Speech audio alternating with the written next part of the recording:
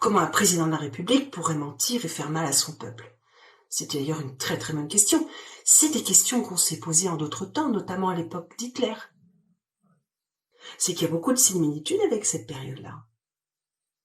Nous devons penser de la même manière, nous devons dire les mêmes choses que tout le monde, nous devons faire les mêmes choses que tout le monde, nous n'avons pas le droit de réfléchir, nous n'avons pas le droit de communiquer les uns les autres, la peur est dans tous les domaines, dans tous les environnements, dans presque tous les foyers. Cette peur qui est véhiculée de façon à encore mieux assouvir et asservir un peuple.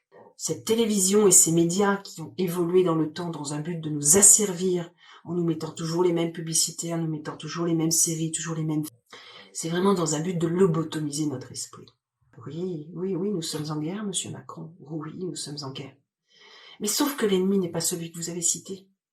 Pour un virus qu'on n'identifie pas, qui est censé être là, alors quand on consulte là encore tous les chiffres, parce qu'on fait ce qu'on veut des chiffres, mais si vous consultez les chiffres par les scientifiques, là encore une fois, c'est une aberration totale de nous faire croire que les morts augmentent, que les chiffres augmentent, quand on compare avec les autres années, quand on compare à la grippe, quand on compare à un ensemble de choses. Encore une fois, j'ai pas envie de rentrer dans ce débat que des scientifiques ont parfaitement fait, et que je valide et je corrobore complètement. Excusez-moi, mais c'est une des plus grandes supercheries de notre planète.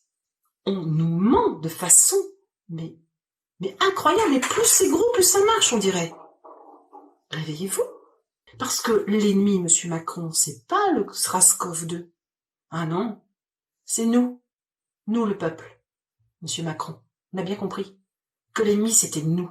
Tout un tas de gens qui ont inventé des choses extraordinaires qui nous auraient permis de vivre beaucoup mieux, de façon plus saine, que l'on en a tué socialement ou pour de vrai.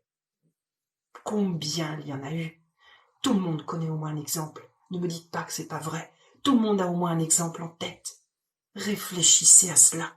Pourquoi ça a été fait? Ça dérangeait tous ces gens-là qui veulent nous détruire aujourd'hui.